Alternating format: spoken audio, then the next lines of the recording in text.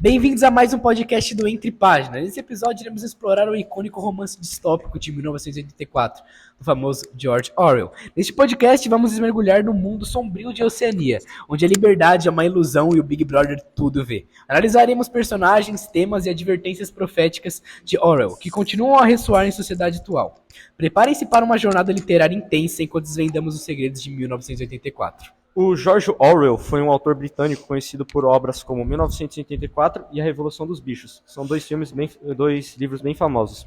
Ele também foi um ativista político e jornalista, que a escrita abordou temas como o totalitarismo e a manipulação da linguagem.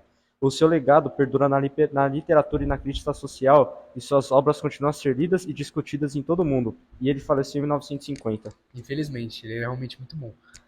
Mas vamos começar com o contexto do livro. O que vocês acharam da ambientação distópica de 1984? Eu fiquei bastante impressionado com a descrição de que é um mundo controlado pelo partido e pela figura de Big Brother. Eu acho que o Orwell criou uma atmosfera muito sufocante, com o grande irmão vendo o que você está fazendo em qualquer lugar e a qualquer hora. Então, a falta de liberdade e a constante manipulação da informação foram detalhes realmente assustadores. Bom, vamos falar sobre os personagens agora. Qual foi o personagem que mais chamou a atenção de vocês? Para mim, é o Winston, o protagonista. E a sua luta interior contra o sistema foi algo que realmente foi interessante, foi algo fascinante para mim.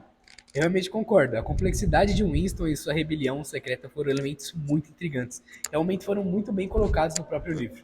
E o Brian, com sua ambiguidade, me deixou intrigado sobre essas verdadeiras intenções. Bom, o 1984 aborda muitos temas importantes e outras mensagens. Qual desses temas e mensagens mais chamaram a atenção? A manipulação de linguagem e o conceito de nova língua foram inquietantes, pois mostraram como a linguagem pode ser usada para o controle. O totalitarismo e a perda da privacidade também foram temas que fizeram refletir bastante sobre a sociedade atual. A ideia que a verdade é basicamente flexível e pode ser moldada pelo Estado me assustou muito e acho que assustou vocês também. Mas afinal, vocês acham que realmente 1984 é relevante nos dias de hoje? Com certeza, porque a vigilância e a manipulação de informações continuam sendo preocupações da nossa sociedade. Então, eu acho que é o que vai se tornar no futuro. Então, tipo, o que já está no início, né, de se tornar, porque pode ser descritas várias coisas que acontecem nos dias de hoje. As fake news, como a própria Big Brother, o programa que a gente realmente conhece, onde tem uma casa repleta de câmeras, onde até no mundo de hoje, na própria internet, não se tem privacidade, na internet, onde você não consegue responder coisas, ter comentários, sejam fotos, posts na sua internet. Você não pode realmente ter liberdade para nada. E eu acho que isso vai piorar. Tipo, uns anos, eu acho que vai piorar. Eu concordo com o Sentini e com o Guilherme. Eu acho que as fake news são um exemplo atual de como a verdade pode ser distorcida e moldada de quem está contando ela. Bom, além disso, a concentração de poder em algumas instituições é uma questão atual. Como a gente já havia dito, já acontece com Big Brother, em reality shows mesmo, acontece tanto no celular quanto em casa também. Então, está em todo lugar no momento. Para concluir, como o livro 1984 afetou a forma como vocês veem o mundo? E fez perceber como que é importante questionar o que é apresentado e como o que é apresentado como verdade e manter a liberdade do pensamento em geral. Sim, e eu acredito até que a obra nos lembra a importância da vigilância, que é contra o autoritarismo e da proteção das liberdades individuais. Por conta do que, como a gente já havia dito, né? Como as pessoas não têm liberdade e realmente não conseguem expressar o que elas sentem nos dias atuais. Eu acho que uma coisa que a gente pode citar é que hoje em dia os governos eles vêm com um plano de governo meio que de início para isso. Então, tipo, no livro ele conta que o governo decidia o que você pode fazer, quais ações você pode tomar, até porque você pode se apaixonar ou não. Então, tipo, você não poderia nem escrever um diário. Sim, exatamente. Então, eu acho que tipo, isso vai acontecer e não está muito longe disso acontecer, porque já estão mudando notícias. Por exemplo, um canal de TV fala uma coisa e outro fala outra, do mesmo fato, e aí quando você vai pesquisar mais a fundo, os dois estão mentindo, um para promover algo e outro para promover outro. E, tipo, essa é uma discussão muito importante, porque é nosso futuro, né? E das próximas gerações que estão por vir. Então, nossos netos, pode ser também que isso aconteça. Eu agradeço a todos que compartilharam as suas opiniões e reflexões sobre o livro 1984. Definitivamente foi ótimo explorar esse livro com vocês. E, assim, agora nós vamos falar algumas curiosidades. Mas vocês sabiam que 1984, ele é um romance distópico, como todos sabemos, e ele é escrito pelo George Orwell. Isso não é novo para ninguém, porém o 1984 ele é uma inversão do ano, ou seja, 1948. Ele foi um livro lançado em 1948, não foi lançado nessa época, porém ele realmente teve uma ideia sobre essa data, né, de 1948. Ele destaca a manipulação do tempo e da história pelo Estado totalitário retratado na história. Mas agora nós vamos falar algumas curiosidades. A nova língua, que é retratada no livro, é um governo totalitário que introduz uma linguagem chamada nova língua, que é a Newspeak. Ela é projetada para limitar o pensamento crítico, reduzindo o vocabulário e a capacidade de expressar conceitos subversivos. Então, isso é realmente algo que pode expandir a nossa mente, por conta de que isso é algo que é implementado para as pessoas terem uma capacidade de vocabulária, para elas não terem novas palavras, não terem novos pensamentos. Isso é algo que, tipo assim, se a gente for parar para pensar, se isso acontecer nos dias de hoje, é algo que as pessoas não conseguiam concluir. Além das gírias, dos dialetos que a gente usa no dia a dia, isso não tem como concluir, sabe? A segunda curiosidade é sobre a frase Big Brother is watching you, que é o grande irmão está de olho em você. Se tornou um símbolo na vigilância governamental e do controle social. Então, por exemplo, a gente tem no Brasil, né, aquele programa Big Brother, que é, por exemplo, eles estão em um confinamento, não tem acesso a nada, internet, nada, e, tipo, eles são monitorados 24 horas do dia. Pessoas estranhas. Por pessoas estranhas que você não conhece. Então, por exemplo, na sua intimidade, você está sendo monitorado 24 horas por dia. Então, você não pode ir ao banheiro, você não pode fazer nada que tem esse controle. E eu acho isso muito, além de ser invasivo, eu acho, tipo, muito estranho, exatamente. Porque é uma coisa pessoal sua. Não tem que ter, senão não se chamaria intimidade. Bom, agora eu vou falar sobre mais uma curiosidade, que é o Ministério da Verdade. No mundo de 1984, o Ministério da Verdade é responsável por reescrever a história e manipular informações para atender aos interessantes do governo, destacando como a verdade pode ser distorcida para servir ao poder. Outra curiosidade são as teletelas, que é bom ressaltar que as teletelas são dispositivos de vigilância bidirecional, que permitem que o governo observe e escute as pessoas em suas casas. É uma representação assim assustadora como que é o nome? Invasão de privacidade. O personagem O'Brien é um membro do partido interno que ele desempenha um papel fundamental na história, porque é ele que tortura o protagonista, o Winston Smith. Então, agora eu vou falar sobre o duplo pensar.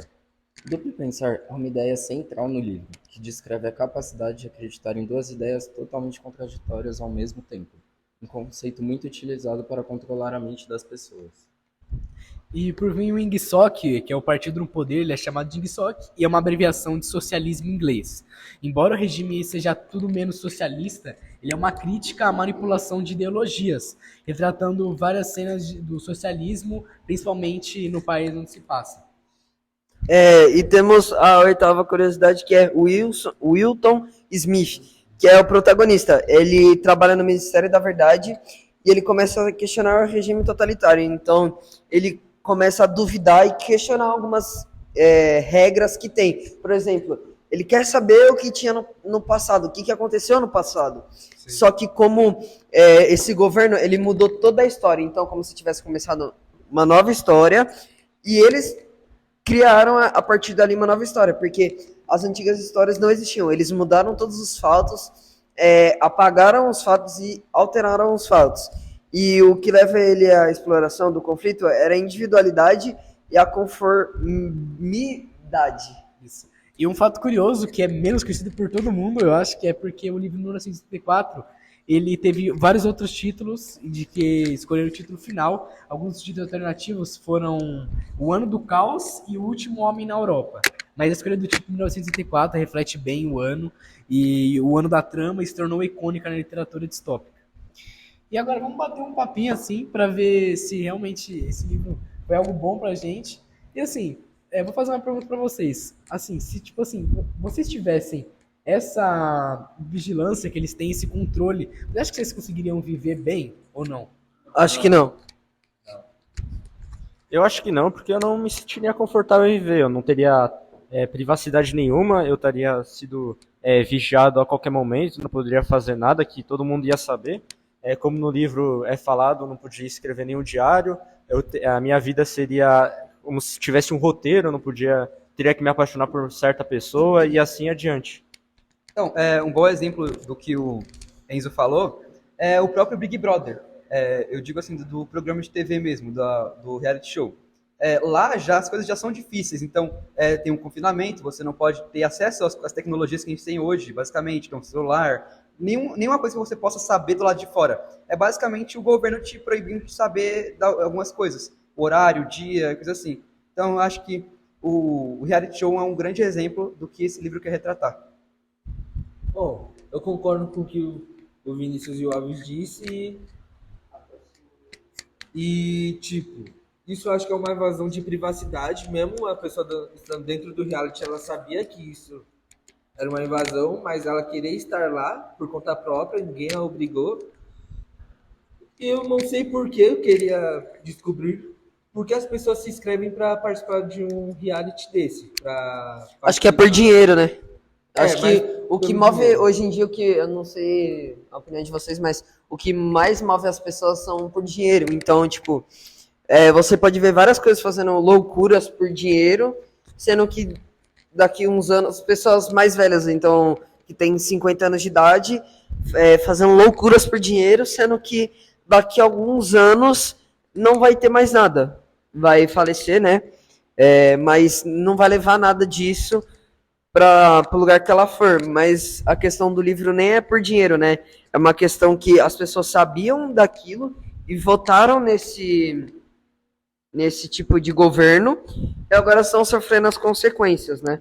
Eu acho que muitas das pessoas não param para pensar para isso, que isso pode acontecer no futuro e já está começando a acontecer. E assim, pra quem não sabe, o programa Big Brother, ele se tornou famoso por causa de uma inovação no reality show, né? Ele mostrava realmente a vida das pessoas, que é 24 horas por dia, que explora realmente a curiosidade humana e promove a interatividade do público. Sei lá, gerando drama, polêmica. Como todo mundo já sabe, tem aquele tipo de participante, que é aquele que causa briga, aquele que causa aquele planta, que não faz nada, aquele que causa treta, tudo, que é realmente assim, como se fosse o cara que tem uma mente maior, aquele líder. Isso, o líder. E isso foi se espalhando e foi adaptado para diferentes países. Sejam os países de primeira classe, entre outros. E ele, além de lançar celebridades, ele transformou um fenômeno global no entretenimento. Eu acabei de fazer uma pesquisa rápida aqui, que o Big Brother, o campeão dele, recebe 2,8 milhões. Fora que se ele se destacar no Big Brother, como a gente já viu várias pessoas, ele vai ganhar patrocínio e muito mais dinheiro.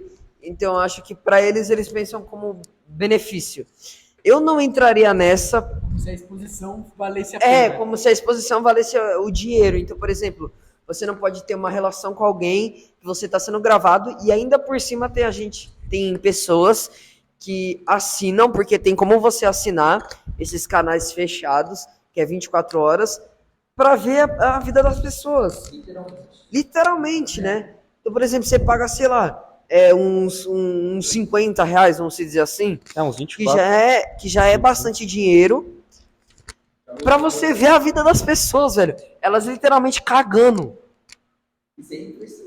Então, você tá pagando aquela pessoa pra ver a vida interna dela, sendo que você tem a sua. Eu acho isso muito louco, assim. Mas quem tá lá não vai se ganhar, não vai sair com dinheiro, como você disse, vai ter os patrocínios, e mesmo quem não ganhar vai ficar famoso nas redes sociais, vai ter um monte de coisa, vai ser patrocinado, vai ganhar seguidor, like. Vale pato. Mas também as pessoas podem se queimarem lá dentro, né? Como aconteceu com a Carol Conká. que ela falou uns negócios. E o Projota. O Projota, né, como vocês estão falando, mas ela falou uns negócios lá pro moleque, e deu uma treta, e hoje ninguém mais fala dela, e todo mundo aparentemente tem um ódio dela. Eu acho que ela foi racista, um bagulho assim. Então, o que eu comentei é que, tipo, a sua vida depois daquilo, literalmente, vai depender do que você fez lá dentro, com quem você arrumou briga lá dentro, se você ajudou as pessoas, se você foi campeão. Então, tipo, literalmente, sua vida depois daquilo vai depender do que você fez. Se você brigou, por exemplo, com uma pessoa que tem contatos, já era. Você não vai ter. Pode ser que você não tenha mais contrato com empresas que cancelem contratos. Porque, querendo ou não, muita gente fala que não é legal levar o que aconteceu dentro do programa para fora. Mas tem muita gente que leva. E eu pesquisei aqui que o preço para você assistir essas 24 horas anual é R$ 80,90 no mês. Só que aí esse plano inclui você assistir qualquer hora.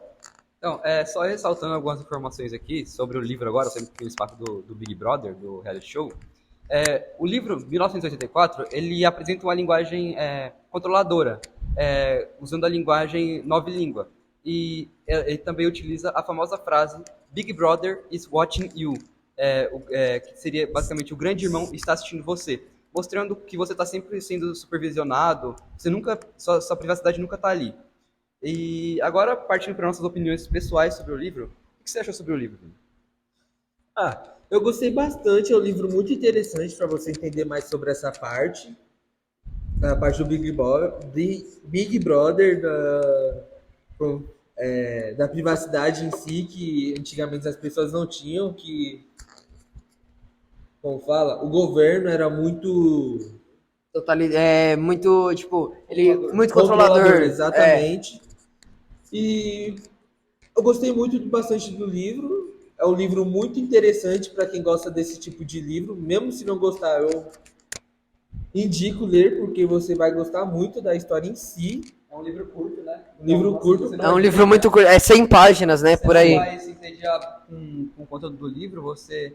Basicamente em 10 dias. Por exemplo, você pega 10 páginas para ler cada dia, em 10 dias você já terminou isso daí. Então, assim, é um livro que eu recomendo.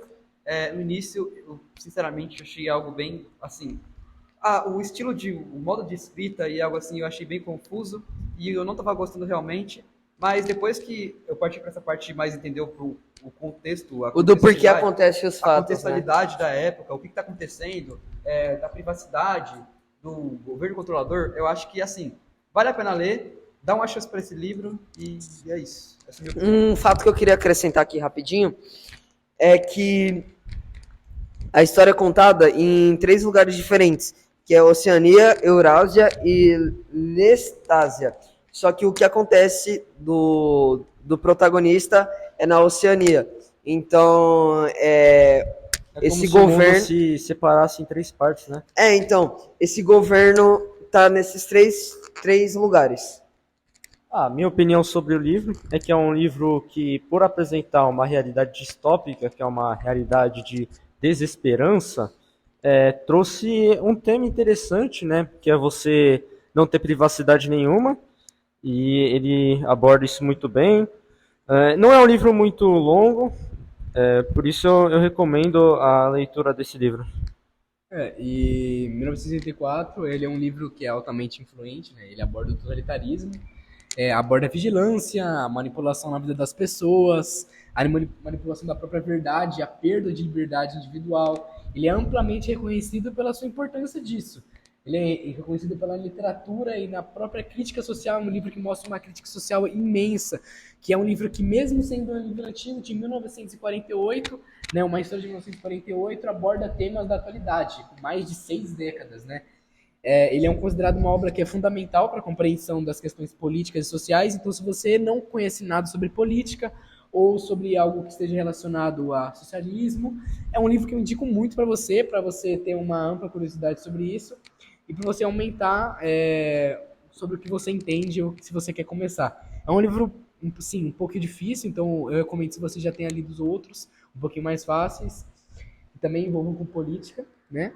Mas a natureza disso é sombria e torna desafiador para alguns leitores. Mas é um livro muito bom, então realmente recomendo. E vamos dar encerramento para o nosso podcast. Espero que vocês tenham gostado. E nosso próximo livro está vindo por aí. Obrigado a todos. Obrigado. Tudo bem? Qual que é o seu nome? Beth, Então, vou te fazer uma pergunta simples, assim. Como você agiria se no país de hoje, no seu próprio governo, se fosse um governo totalmente totalitário, em que a vigilância fosse 24 horas por dia e que você não tivesse liberdade de expressão, ou que até quando você fosse sair na rua, você não conseguisse fazer as coisas que você tem ou que realmente você faz no dia a dia? como agir? Olha, dependendo do ponto da nossa cidade, nós já temos uma vigilância 24 horas, né? Realmente. E eu acho que a gente tem que agir com naturalidade, dentro dos nossos direitos e deveres, afinal, independente do governo, ele há regras a serem seguidas. Realmente. Então, a gente precisa respeitá-las e lutar dentro das nossas possibilidades pela nossa liberdade de expressão, pelo nosso direito de ir e vir livremente, Sim. sem uma conduta, vamos dizer assim, opressiva. Então, a gente tenta lutar contra isso. Ou até mesmo sem sair das regras, né? Sim, dentro das possibilidades. Eu acho que a gente sempre pode se adaptar ao ambiente, desde que esse ambiente não seja maléfico para aquilo que a gente acredita, para aquilo que a gente busca como ideal humano. Então, se dentro daquilo não é possível, você pode buscar amizades ou buscar até mesmo com todo e qualquer governo, ele vai ter uma oposição. Então, você pode buscar uma oposição para esse governo, que você possa lutar junto para que traga vamos dizer assim, uma liberdade para você no futuro. Pode ser que não seja você a viver ela. Assim Claro. como a gente teve A gente luta pelo futuro, né? Sim, nós tivemos a luta pelo voto feminino. Muitas mulheres não viveram o direito de votar, hoje. o que hoje nós temos. Então é a mesma coisa. Então a gente vai lutando por aquilo que a gente acredita e gradativamente eu acho que a gente conquista. Muito obrigado. Por nada. Olha. Bom, olá, boa tarde. Qual é o seu nome? Patrícia, E eu vou te fazer uma pergunta simples. Como você agiria se o governo fosse totalmente totalitário, em que as pessoas tivessem uma vigilância 24 horas por dia e que elas não pudessem ter intimidade, seja para fazer atos do cotidiano ou realmente trabalho profissional, entre outras coisas? seria péssimo, né? De uma certa forma, a gente pode ver isso no Big Brother, né? Porque tudo é vigiado em reality show. Então, isso é péssimo porque as pessoas não têm liberdade de expressão, vivem oprimidas. O que eu faria se tivesse a possibilidade de mudar de país. Porque não dá para ficar num país que você não possa se expressar, presa de opiniões, você não consegue fazer nada da sua vida. E não é isso que eu quero para mim nem para o meu filho. Obrigado.